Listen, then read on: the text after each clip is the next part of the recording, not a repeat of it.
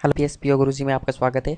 आज हम आप इस वीडियो में आपसे ये इस बात पे चर्चा करेंगे कि यूपीएस आरआरबी की जो वैकेंसीज आई हैं 16,560 वैकेंसीज आई हैं।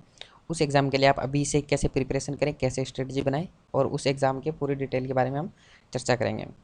इस वीडियो में हम इन 6 पॉइंट्स पे चर्चा करेंगे कि वैकेंसीज़ की डिटेल पे चर्चा करेंगे, एग्जामिनेशन डेट्स कब कब हैं, एग्ज़ाम पैटर्न, डिटेल सिलेबस सारे सब्जेक्ट्स का और प्रीवियस ईयर कट ऑफ और हाउ टू प्रिपेयर उसकी तैयारी आप कैसे करो। इन 6 पॉइंट्स पे हम चर्चा करेंगे। तो let's take the first point about the vacancies. Total vacancies 16,560 हैं, जिसमें जो शुरू की 2 ग्रेड हैं, आरआरबी ऑफिस असिस्टेंट और आरआरबी ऑफिसर स्केल 1। इनके अंदर कोई भी जो ग्रेजुएट बंदा है, कोई भी जिसने अपनी ग्रेजुएशन कंप्लीट कर ली है, वो स्टूडेंट इसके अंदर फॉर्म फिल कर सकता है। इन 2 ग्रेड्स के बारे में हम डिटेल में जाएंगे। बाकी ग्रेड्स के अंदर क्या है, ऑफिसर ग्रेड सेकंड और थर्ड के अंदर स्पेसिफाइड डिग्री मांगी हुई है कुछ सब्जेक्ट्स के अंदर, और एक्सपीरियंस भी मांगा हुआ है इसके अंदर। ये जो क्वालिफिकेशन, एजुकेशन क्वालिफिकेशन कौन से ग्रेड के लिए कितनी चाहिए आपको इसमें दिखाई गई है।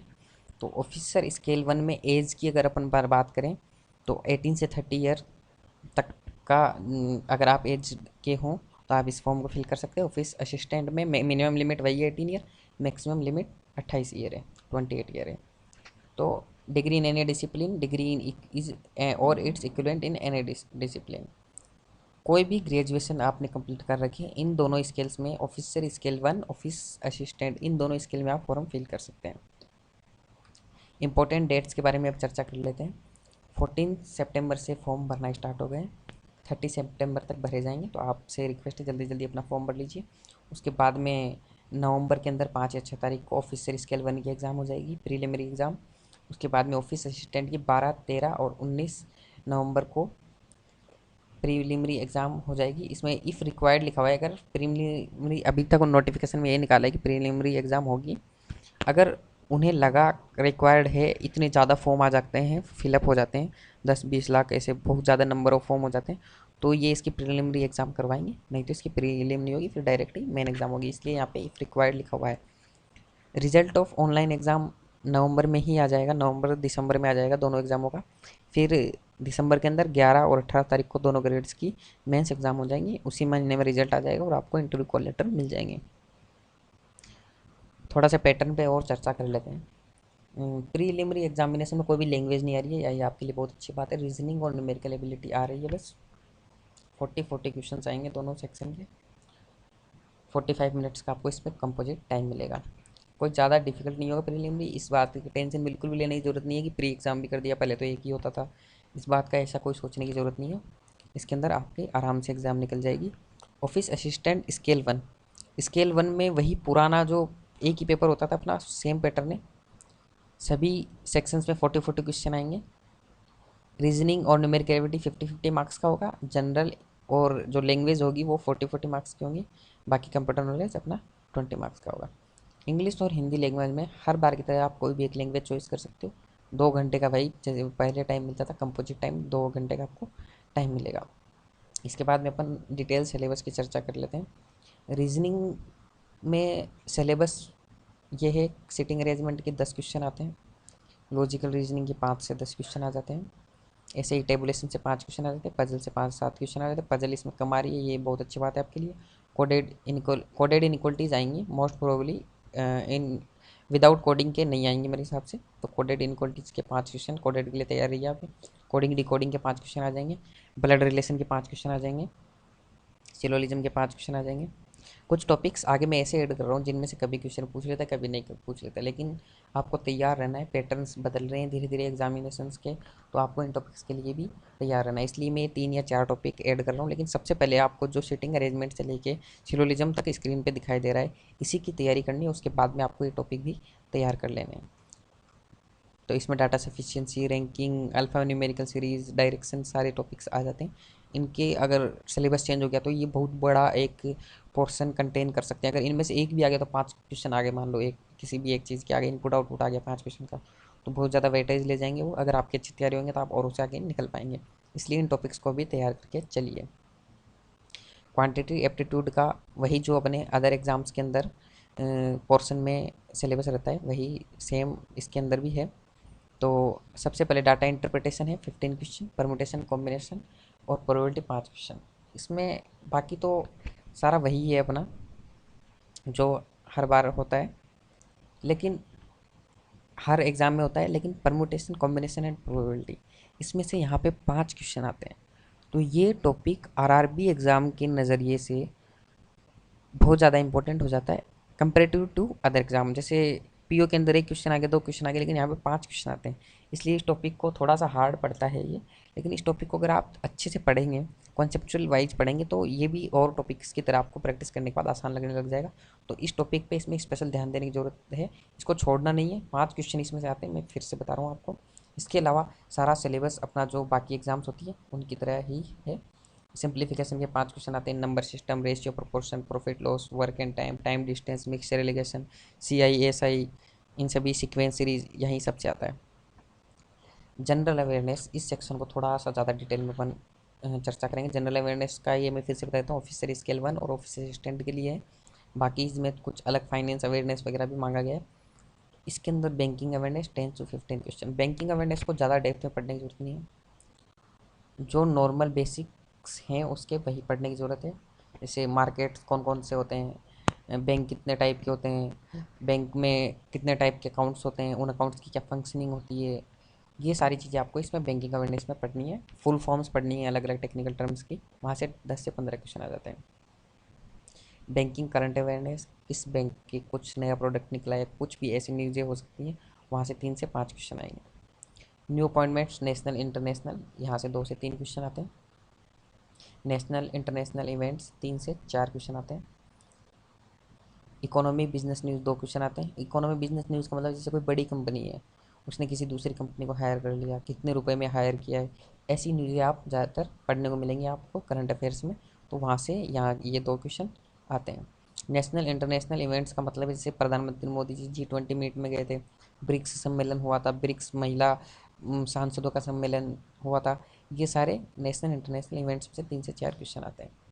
स्पोर्ट्स में से 2 क्वेश्चन आते हैं। स्पोर्ट्स के बारे में एक स्पेशल चीज़ बताना, मतलब रियो ओलंपिक 2016 और रियो पैरा ओलंपिक 2016, यहाँ से ये दोनों क्वेश्चन आ जाएंगे मेरे हिसाब से। तो कुछ भी ना पढ़ो तो कम से कम वो 2 पॉइंट्स उन दो जो ओलंपिक के बारे में, पैरा ओलंपिक और रियो ओलंपिक, इनके बारे में ज़रूर पढ़ लीजिएगा। ज़्यादातर इंडिया के संदर्भ में पढ़िएगा, पूरा आपको डिटेल में जाने की जरूरत नहीं है। जो जो चीज़ें इंडिया से संबंधित है वो पढ़ लीजिएगा। और कुछ जो खिलाड़ियों ने रिकॉर्ड वगैरह बहुत ज़्यादा बनाए हैं, किसी खिलाड़ी ने 5-6 गोल्ड जीत लिए हैं, ऐसे खिलाड़ियों के बारे में भी पढ़ लीजिएगा। अवार्ड्स एंड ऑनर्स, इसके अंदर मैं आपको एक बात बताना चाहूँगा। थोड़े दिन पहले नेशनल स्पोर्ट्स अवार्ड घोषित किए गए हैं, जिसमें अर्जुन अवार्ड है, बाबा साहेब फाल्के अवार्ड है, ऐसे अवार्ड दिए गए हैं। तो इन अवार्ड्स को आप ज़रूर पढ़ लेना। ये अवार्ड्स दिए गए हैं नेशनल स्पोर्ट्स अवार्ड, फिर से बता रहा हूँ। इसके अलावा आपको जैसे ज्ञानपीठ अवार्ड है, ऐसे जो इंपॉर्टेंट अवार्ड है इंडिया के, वो भी पढ़ लेने। जैसे पिछले दिनों में एक इंटरनेशनल अवार्ड भी मिला था, मैग्सेसे अवार्ड इंडिया के 2 लोगों को मिला है, तो वो भी पढ़ लेना। जो इंपॉर्टेंट अवार्ड्स हैं, ज़्यादा छोटे मोटे अवार्ड्स किसी न्यूज़ चैनल के ऐसे ऐसे पढ़ने की जरूरत नहीं। जो नेशनल अवार्ड है वहीं से 1-2 क्वेश्चन आएगा जहाँ तक होगा। उसके अलावा जो इंपॉर्टेंट अवार्ड है, इंटरनेशनल ऑर्गेनाइजेशन कहाँ पे क्या हेडक्वार्टर है, क्या फंक्शनिंग है, उनमें से पूछा जाएगा। डेज पूछा जाएगा, डेज जहाँ आपकी एग्ज़ाम हो रही है उसके आगे के 2 महीने और पीछे के 2 महीने, ये 4 महीनों का आप देख लीजिएगा। उसके अलावा नहीं आएगा एग्ज़ाम में। मिसलिनियस को थोड़ा डिटेल में पढ़ेंगे। कंट्री करेंसी, कंट्री की किसी भी कंट्री की कैपिटल पूछ सकते हैं, करेंसी पूछ सकते हैं। कैपिटल करेंसी में क्या है कि बहुत ज़्यादा देश हैं, 200 के आसपास देश हैं, उनकी कितनों की आप कैपिटल याद करेंगे, करेंसी याद करेंगे, और कहाँ तक याद करेंगे, और कब तक आपको याद रह पाएगी। इसलिए क्या होगा कि आप उसको बार बार भूल जाएंगे। इसका मैं आपको एक बहुत अच्छा तरीका बताता हूँ। कैपिटल और करेंसी किसी भी कंट्री की पिछले 3 महीने में जो जो कंट्रीज़ न्यूज़ में चल रही है, जहाँ पे पीएम मोदी अपनी यात्रा करके आ रहे हैं, वहाँ पे कुछ ऑफिशियल मीट्स करके आ रहे हैं, जो सम्मेलन हो रहे हैं उन पे कहाँ कहाँ के प्रधानमंत्री आ रहे हैं, कौन कौन से देश शामिल हो रहे हैं, उन सारे देशों को कहीं पे टेररिस्ट अटैक हो गया या फिर कोई देश किसी सैटेलाइट को लॉन्च किया है, जो जो देश पिछले 3 महीने में न्यूज़ में चल रहे हैं, उनकी कैपिटल और करेंसी के बारे में आपको पढ़ना है। सेम सीएम और गवर्नर के बारे में पढ़ना है। पिछले दिनों 3 राज्यों के गवर्नर चेंज किए। नजमा हेपतुल्ला बनाई गई एक जगह की, बनवारी लाल एक जगह बनाए गए हैं। ऐसे ही 3 गवर्नर चेंज हुए। जैसे गुजरात के नए सीएम बने, आनंदीबेन पटेल ने रिजाइन कर दिया है और अपने नए कोई रूपानी साहब हैं, वो उनको नया सीएम बनाया गया है। ऐसे ही जो 3 महीने के न्यूज़ में जो सीएम, गवर्नर, कैपिटल करेंसी, जो कंट्री चलती है उनकी कैपिटल करेंसी, ये आपको पढ़नी है। हेडक्वार्टर्स, इंटरनेशनल ऑर्गेनाइजेशन और बैंक्स के हेडक्वार्टर्स भी आपको पढ़ने हैं। डेज पहले बता दिया। डांस भी कौन से स्टेट का कौन सा फोल्क डांस है, शास्त्रीय संगीत, संगीत मतलब संगीत के बारे में भी आ जाता है। और डांसेस, डांसेस मेन आते हैं, जैसे कथकली डांस है कर्नाटका का, ऐसे डांसेस आ जाते हैं। डैम्स और पावर प्लांट, डैम्स और पावर प्लांट के बारे में भी बताना चाहूँगा कि ये बहुत ज़्यादा हो गए हैं, तो इनको भी सबको याद करना पॉसिबल नहीं रहा है। वैसे कोशिश करना सबको याद कर पाएँ, लेकिन जो डैम्स और पावर प्लांट नए हैं, नए बन रहे हैं, जिनके अभी उद्घाटन हुए हैं कुछ दिनों पहले, और जो न्यूज़ में चल रहे हैं किसी न किसी वजह से, उनको ही आपको ज़्यादा फोकस करके चलना है। बुक्स एंड ऑथर, वही बात पिछले 3 महीने की। गवर्नमेंट स्कीम्स, इसमें आप पिछले 6 महीने तक स्कीम्स देख सकते हैं, लेकिन स्कीम्स को पूरा डिटेल में पढ़ना है। स्कीम्स डायरेक्ट नहीं आएंगी, ये चीज़, ये स्कीम किसके लिए है, ये ऐसा क्वेश्चन नहीं आएगा, उसमें कुछ अंदर की कोई चीज़ पूछेंगे, तो गवर्नमेंट स्कीम्स को आपको डिटेल में पढ़ना है। सबमिट ऑपरेशन कमेटीज़, जैसे काले धन पे कोई कमेटी बनाई गई या फिर और कोई कमेटी बनाई गई, कोई ऑपरेशन हुआ है, जैसे संकट मोचन ऑपरेशन हुआ है अभी थोड़े दिनों में, अपने जो फंसे हुए विदेश में एक जगह फंस गए थे अपने भारतीय नागरिक, उनको निकालने के लिए। समिट्स, कहाँ कहाँ पे समिट्स हुए हैं, वहाँ पे कौन कौन से देश आए हैं, ये सारी चीज़ें आपको पढ़नी है। यहाँ से 3 से 5 क्वेश्चन आ जाते हैं, सबसे आसान पोर्शन है ये। जीडीपी प्रेडिक्शन, जैसे वर्ल्ड बैंक ने जीडीपी प्रेडिक्शन किया और कोई ऑर्गेनाइजेशन जीडीपी प्रेडिक्शन किया, तो वो पढ़ना है। Ranking in different indexes of India, यानी कि जैसे वर्ल्ड बैंक ने पॉवर्टी के ऊपर रैंकिंग निकाली हुई है, अपना देश कहाँ पे पॉवर्टी में एग्जिस्ट कर रहा है, तो ऐसी कोई रैंकिंग पिछले 3 महीने में निकाली है, तो वो इंपॉर्टेंट है। उसके अलावा फोर्ब्स, फॉर्च्यून जैसी जो इंटरनेशनल लेवल पे बहुत अच्छी रेपुटेड मैगजीन्स हैं, वो बार बार में लिस्ट निकालती रहती हैं। कभी 100 टॉप इंडस्ट्री की लिस्ट निकाल दी, कभी सबसे अमीर आदमियों की लिस्ट निकाल दी, तो उनमें भारत के कितने लोग हैं, कौन कौन सी उनकी रैंकिंग है, और टॉप किसने किया है, ये आपको 3 चीज़ें इसके अंदर देखनी है। एब्रीवेशन में से 1 से 2 क्वेश्चन आ जाता है। Science and technology and defence, defence में जैसे कोई आपका कोई ऑपरेशन हुआ डिफेंस का, या फिर किसी के साथ मिलके कोई सैन्य अभ्यास हुआ, कोई सेना का मिलिट्री आपस के अंदर कोई भी दो, जैसे चाइना इंडिया ने मिलके कोई मिलिट्री का अभ्यास किया, ठीक है, कोई प्रैक्टिस की, उसके बारे में कोई भी न्यूज़ आ सकते हैं। साइंस एंड टेक्नोलॉजी, वही नासा में, नासा ने, इसरो ने कौन कौन से सैटेलाइट लॉन्च किए हैं, क्या क्या उनकी मतलब डिटेल्स हैं, वो सारे ज़्यादातर इसरो से क्वेश्चन आते हैं अपने इंडिया के एग्जाम से, लेकिन नासा और जो अच्छे ऑर्गेनाइजेशंस हैं जो स्पेस के लिए काम करते हैं, उनके भी आप पढ़ सकते हो, वहाँ से भी आने की पूरी पूरी संभावना रहती है। इस पोर्शन में अगर आपसे पूरा भी नहीं पढ़ा जाए तो मैं आपको कुछ पॉइंट्स बता देता हूँ, वो आपको बहुत ज़्यादा पढ़ने जरूरी है, जल्दी आ जाएंगे। पहला पॉइंट, बैंकिंग अवेयरनेस। आप अगर 8 से 10 घंटे में इस पूरे पोर्शन को कर सकते हैं, 8 से 10 घंटे पढ़ेंगे तो ये पोर्शन हो जाएगा। उसके अलावा स्पोर्ट्स, रियो ओलंपिक, ओलंपिक 2 घंटे में पूरा पढ़ सकते हैं, 10 घंटे हो गए। अवार्ड्स एंड ऑनर्स 2 घंटे में पूरे पढ़ सकते हो, 12 घंटे हो गए। क्वेश्चन कितने हो गए, 12-13 क्वेश्चन। बैंकिंग अवेयरनेस के 15 क्वेश्चन हो गए।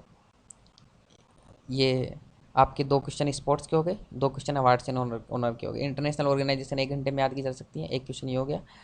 इसके अलावा आप गवर्नमेंट स्कीम पढ़ सकते हैं, सबमिट ऑपरेशन पढ़ेंगे, साइंस टेक्नोलॉजी डिफेंस, मतलब यहाँ से 30 से 35 क्वेश्चन, तो आप अगर 10 दिन अच्छे से पढ़ लें मन लगा के जीके को, तो 30 से 35 क्वेश्चन आपके आराम से हो जाएंगे। इसलिए इस सेक्शन को बहुत अच्छे से तैयार करना है। ये सेक्शन बहुत ज़्यादा इंपॉर्टेंट होता है, सिलेक्शन में सबसे बड़ा हाथ इसी सेक्शन का होता है, इसीलिए मैंने बहुत ज़्यादा टाइम ले लिया इस सेक्शन पे। चलो नेक्स्ट सेक्शन पे चलते हैं। इंग्लिश का सिलेबस सेम है जैसे और एग्जाम्स में आता है, reading comparison, cloze test, paragraph, parajumble, miscellaneous, fill in the blank, multiple meaning, error spotting, इन सब के क्वेश्चन आते हैं। रीडिंग कंपैरिजन वही एक पैसेज आएगा, उसमें से 5-7 पैसेज के बारे में क्वेश्चन होंगे और 2-3 सिनोनिम्स एनोनिम्स होंगे। क्लोज टेस्ट में वही, ये सब चीज़ों के बारे में आपको तो पता है, लेकिन मैं एक चीज़ इसमें इंग्लिश के बारे में डिस्कस सीखना चाहूँगा। इंग्लिश में सबसे ज़्यादा ऐसा टूल क्या है अपने पास, जिस टूल को इस्तेमाल करके अपन मैक्सिमम स्कोर कर सकते हैं। कोई रूल नहीं चलता इनके अंदर, थोड़ा एरर स्पॉटिंग में ग्रामर चल जाता है, फिलिंग इन द ब्लैंक्स में चल जाता है, अगर कोई grammatical fill in the blanks आ गया तो। बाकी सब जगह वोकेब काम आती है। पैसेज में वोकेब क्लोज, पहले 2 पॉइंट में 20 क्वेश्चन हो गए अगर आपकी वोकेब अच्छी है तो। फिर पैराग्राफ कंप्लीट के अंदर 5 क्वेश्चन हो गए अगर आपकी वोकेब अच्छी है तो, क्योंकि वही अगर आपको वोकेब अच्छी आती है तो आपको मतलब समझ में आ जाएगा, तो आपको पता चल जाएगा कहाँ पे कौन सा सेंटेंस अरेंज करना है। ऐसे ही फिल इन द ब्लैंक्स और बाकी चीज़ों में। तो वोकेब बहुत ज़्यादा इंपॉर्टेंट है। वोकेब के लिए हम 100 वोकेब के 30 पार्ट बनाएंगे। उसमें आपको हर हर वीडियो में 100 वोकेब की ट्रिक्स मिलेंगी। एक जनरलाइज व्यू में किसी चीज़ को दिखाकर, किसी वीडियो को दिखाकर हम आपको वोकेब याद करने की कोशिश कराएंगे। इसलिए आप हमारे चैनल को सब्सक्राइब कर लीजिएगा, जिससे आपको उन वीडियोज़ की अपडेट मिलती रहे। पीछे जो अपन ने जीके का सेक्शन किया है, उसमें अभी भी बहुत ज़्यादा डिटेल में कुछ समझने की ज़रूरत, बहुत ज़्यादा डिटेल में भी जाने की ज़रूरत है। उसमें से इंपॉर्टेंट क्या क्या है, जैसे मैंने आपको बोला कि कंट्रीज़ जो न्यूज़ में रही हैं कौन कौन सी रही हैं, अगर आप नहीं निकाल पा रहे हैं तो वो हम आपको निकाल के देंगे। उसके लिए एक अलग से वीडियो बनाएंगे, एग्ज़ाम से कुछ दिन पहले जीके के लिए एक स्पेशल वीडियो बनाएंगे। उसके लिए आप हमसे अपडेट रहिएगा और हमारे चैनल को सब्सक्राइब कर लीजिए, जिससे आपको मेल पर हमारे वीडियोज़ के बारे में डिटेल्स मिलती रहेंगी और आपके यूट्यूब के होम पेज पे भी आपको वीडियो यहाँ कहीं दिखती रहेंगे। नेक्स्ट सेक्शन हिंदी के बारे में चर्चा कर लेते हैं। हिंदी का सिलेबस में मैंने क्वेश्चन वाइज डिवाइडेशन नहीं किया है। इसमें जैसे इंग्लिश का पैटर्न इंग्लिश में आता है, वही सेम पैटर्न रहता है, वो हिंदी में आ जाता है। इसमें हिंदी में थोड़ी सी ग्रामर ज़्यादा आ जाती है। तो जैसे रीडिंग कंपैरिजन की जगह इसमें पद्यांश आ जाएगा, एक एक पैराग्राफ दे देंगे हिंदी के अंदर, उसमें से क्वेश्चन पूछ लेंगे, मुहावरे पूछ लेंगे, वाक्य सुधार पूछ लेंगे। वही जैसे इंग्लिश का सिलेबस है वही सारा हिंदी में सेम सिलेबस आ जाएगा। 2015 की कट ऑफ के बारे में अपन थोड़ा सा देख लेते हैं। ऑफिस असिस्टेंट की जो कट ऑफ है वो इंडिविजुअली आप देख लीजिए, आपको स्क्रीन पे दिख रहा होगा। मैं टोटल कट ऑफ के बारे में बता देता हूँ। 80 नंबर गई है दोनों की। जनरल के बारे में बात कर लेते हैं। इस बार आप बिल्कुल भी ये सोच के मत चलना कि 80 नंबर ही जाएगी। 120 नंबर की आपको प्रिपरेशन करनी है। मोर देन 110 नंबर आपको लेके आने हैं, तभी आप अपना जॉब सिक्योर मानिए, वरना मत मानिए। 120 सेफ स्कोर है मेरे हिसाब से।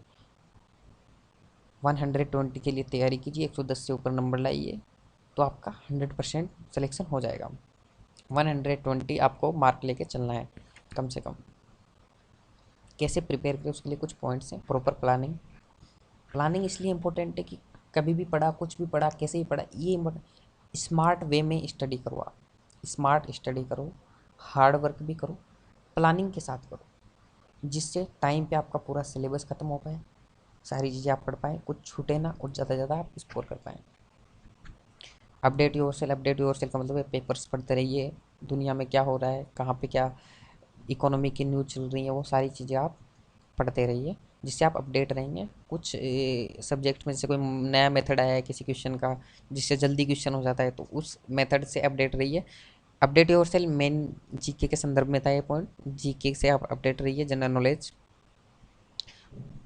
टॉपिक वाइज स्टडी कीजिए, ऐसे नहीं यहाँ वहाँ हाथ मारे। एक टॉपिक को पहले अच्छे से कीजिए, उसकी 100-150 क्वेश्चन प्रैक्टिस कीजिए, उसके बाद में स्पीड टेस्ट देना चालू कीजिए, उसके बाद में एनालिसिस चालू कीजिए। तो टॉपिक वाइज आपको पढ़ना है। Make GK a weapon. आपको जीके इतना मजबूत कर लेना है कि वो तो मेरा हथियार है, कुछ भी नहीं चलेगा, वो हथियार तो चलेगा। अगर आपको क्वेश्चन पढ़ा हुआ है, आपको याद है, तो आप वो क्वेश्चन 100% आपको मार्क्स। मैथ्स में कैलकुलेशन में मिस्टेक हो सकती है, रीजनिंग में कोई मिस्टेक, जीके में अगर आपको याद है अच्छे से तो कोई मिस्टेक नहीं होगी, आपको वो क्वेश्चन मार्क्स दे के जाएगा। इसलिए इसको आप एक ऐसा टूल इस्तेमाल कर सकते हैं जो आपको औरों से बहुत आगे ले जा सकता है। इसलिए जितना ज़्यादा जीके हो सकता है उतना पढ़िए, स्मार्ट वे में पढ़िए, बहुत ज़्यादा इधर उधर से पढ़ने की ज़रूरत नहीं है। जो मैंने आपको ऊपर गाइडलाइंस बताई उस हिसाब से जीके को पढ़िए। मैक्सिमम 3 महीने का ज़्यादा से ज़्यादा पढ़ने की कोशिश कीजिए। प्रॉपर टाइम मैनेजमेंट, कितने घंटे, आपका कौन सा सब्जेक्ट ज़्यादा कमज़ोर है उसको ज़्यादा टाइम दीजिए। कोई सब्जेक्ट आपका अच्छा है तो उसको टाइम फिर भी दीजिए प्रैक्टिस के लिए, लेकिन थोड़ा कम टाइम दीजिए, उसका टाइम कहीं और लगाइए। जैसे आपका जीके कमज़ोर है तो जीके को ज़्यादा टाइम दीजिए, मैथ्स कमज़ोर है मैथ्स को ज़्यादा टाइम दीजिए। दूसरा ये आता है एग्ज़ाम के रिसेप्शन से, कि एग्ज़ाम में कितना टाइम कौन से पोर्शन को देना है, क्योंकि यहाँ तो डिवाइडेशन तो है नहीं कि भाई इतनी देर में रीजनिंग करना है। यहाँ तो आप कहीं पे भी कितना भी टाइम लगा सकते हो, पूरे 2 घंटे रीजनिंग करते रहो, कोई मतलब नहीं बनेगा। इसलिए स्पीड टेस्ट आपको देना है। कोई भी बंदा आपको ये नहीं बता सकता कि आपको कितना टाइम कहाँ पे देना चाहिए। हाँ, वो एक जनरल परसेप्शन होता है, लेकिन आप खुद का एनालिसिस करना पड़ेगा। वो आएगा जब आप ऑनलाइन टेस्ट की प्रैक्टिस करेंगे, उससे टाइम मैनेजमेंट का आपको पता चलेगा। मॉक टेस्ट के साथ ट्रायल कीजिए। हर मॉक टेस्ट के बाद में अपनी गलतियाँ निकालिए कि मैंने कहाँ गलती की, और उसी हिसाब से आगे देखिए। Revision, time to time revision देखिए। उसके अलावा proper diet and tension free. Tension लेके जो लोग भी तैयारी करते हैं उनका पढ़ा हुआ कभी याद नहीं रहता और सारा वॉश हो जाता है एक बार में। प्रॉपर डाइट इसलिए कि अगर आप एग्ज़ाम टाइम पे हेल्दी नहीं रहेंगे तो अच्छे से प्रिपरेशन नहीं कर पाएंगे, इसलिए ये कुछ पॉइंट्स थे, की पॉइंट्स से कुछ लास्ट। मॉक टेस्ट आपको अपने खुद के वे में इम्प्रूव करने के लिए हेल्प करेंगे, तो मॉक टेस्ट देते रहिए। हर मॉक टेस्ट को सिर्फ इसलिए नहीं कि सिर्फ मॉक टेस्ट देना है इसलिए ले दें, उसको एक्चुअल एग्ज़ाम की तरह दीजिए। ये टेस्ट आपको ये बता देंगे कि आपको कैसे बेहतर बनना है, कैसे आपको धीरे धीरे इम्प्रूवमेंट करना है। आपकी कमियां बताएंगे, उन कमियों को सुधारते जाइए, धीरे धीरे आगे बढ़ते जाइए। हर टेस्ट को एनालिसिस कीजिए, कहाँ पे क्या मिस्टेक की। सारे टेस्ट से सीखिए, अपनी मिस्टेक से सीखिए, उनको रिपीट मत करिए बार बार में। आपके स्ट्रेंथ एरिया को समझिए, आपके जिस एरिया में आप स्ट्रॉन्ग हो, जिस सब्जेक्ट में आप स्ट्रॉन्ग हो उसमें मैक्सिमम स्कोर करने की कोशिश कीजिए। उसको समझने के लिए आपको बार बार टेस्ट देने पड़ेंगे। Whatsoever may be the story, don't lose hope is the moral of the story. कोई भी स्टोरी हो उसका मोरल यही होता है, कभी भी होप लूज नहीं करनी चाहिए। इसलिए जैसे गाइड किया है उस तरीके से तैयारी करते रहिए, बिल्कुल भी होप लॉस मत करिए, तो आपका सिलेक्शन पक्का होगा। Believe if not us who, अगर हम ही नहीं है तो कौन लगेगा। If not now then when, कब करेंगे। Don't forget to subscribe for latest videos, हमारे लेटेस्ट वीडियोज़ के लिए हमें सब्सक्राइब करना मत भूलिए। नीचे आपको एक रेड कलर का बटन दिखाई देगा, उसको सब्सक्राइब कीजिए। सब्सक्राइब करने से आपको दो फायदे होंगे। पहला, हम कोई भी नई वीडियो डालेंगे, जैसे वोकैब के बारे में डालेंगे, जीके के बारे में डालेंगे, उसकी अपडेट्स आपको मेल से मिल जाएगी। या फिर आप, दूसरा ये फ़ायदा होगा कि आप अगर कभी अपना यूट्यूब कहीं एंटरटेनमेंट के लिए खोल रहे हैं, वहाँ पे आपको कोई हमने नया वीडियो डाला है वहीं पे दिख जाएगा वो, जिससे आप उसको देख पाएंगे।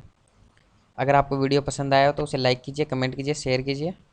Thank you for watching, thank you very much, all the best for your